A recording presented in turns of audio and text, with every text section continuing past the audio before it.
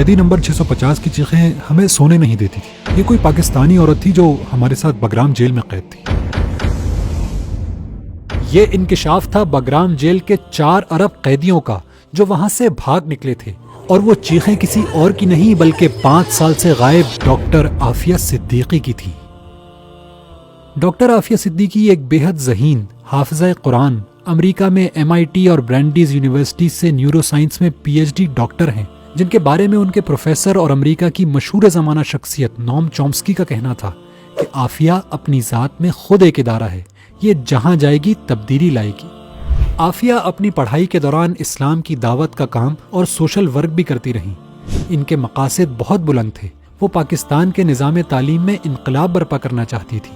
اس مقصد کے لیے ڈاکٹر عافیہ ایک نصاب تیار کر چکی تھی جس میں ماڈرن سلیبس سے لے کر تمام مذاہب کا تعارف بھی شامل تھا، جس سے گزر کر طلباء خود اسلام کی حقیقت کو پہچان سکیں.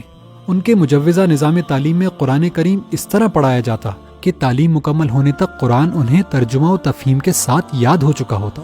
ڈاکٹر عافیہ کی بلا کی ذہانت، قرآن سے تعلق اور بلند عزائم نے امریکہ ہی میں رہتے ہوئے انہیں مشکوک بنا دیا. 2003 میں کراچی پہنچنے پر عافیہ کو ان کے 3 بچوں سمیت اغوا کر لیا گیا اور اگلے 5 سال تک ان کا کچھ معلوم نہ ہو سکا. 2008 میں بگرام جیل سے فرار ہونے والے قیدیوں سے معلوم ہوا کہ عافیہ افغانستان کی بدنام زمانہ جیل میں قید ہیں.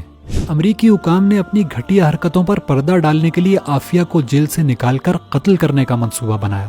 نہتی عافیہ پر امریکی فوجی نے گولی چلائی جس سے وہ زخمی ہو گئیں. علاج کا کہہ کر عافیہ کو امریکہ روانہ کر دیا گیا، جہاں ان پر بے سروپا الزامات لگا کر جج نے فوری گلٹی آف آل چارجز کا فیصلہ صادر کر دیا اور انہیں 86 سال قید کی سزا سنا دی گئی.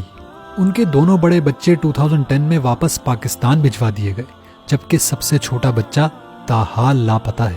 امریکی جیل میں عافیہ کو کسی قیدی کے برابر حقوق ملتے، نہ ہی میڈیکل اور وزٹ کرنے کی سہولیات دی جاتی.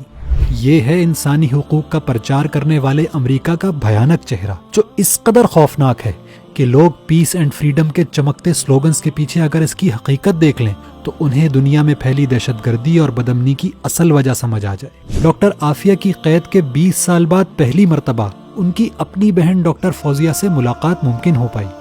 جماعت اسلامی کے سینیٹر مشتاق احمد خان بھی اس ملاقات میں موجود تھے، جنہوں نے بتایا کہ جیل میں تشدد سے ڈاکٹر عافیہ کے دانت ٹوٹ چکے ہیں، جسم اور دماغ لاغر ہو چکا ہے، سر پر چوٹوں کی وجہ سے وہ ٹھیک سے سن بھی نہیں پاتی.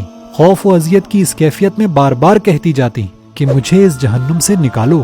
لیکن ڈاکٹر عافیہ صدیقی آج بھی ہمت و حوصلے کا پیکر ہے، اور سینیٹر مشتاق کے مطابق زبان پر امت کے بچوں کے لیے دعائیں ہیں، قرآن سے تعلق مضبوط کرنے، غریبوں اور کمزوروں کا ساتھ دینے اور اللہ سے تعلق مضبوط بنانے کی تلقین ہے. ڈاکٹر عافیہ ایک عظیم ماں، صبر و استقامت کا استعارہ، قرآن کی داعیہ، نیکی کو پھیلانے والی مجاہدہ اور باطل کی آنکھوں میں کھٹکنے والا وہ کنکر ہے جس نے پانی میں گر کر دور تک لہریں پھیلا دی ہیں.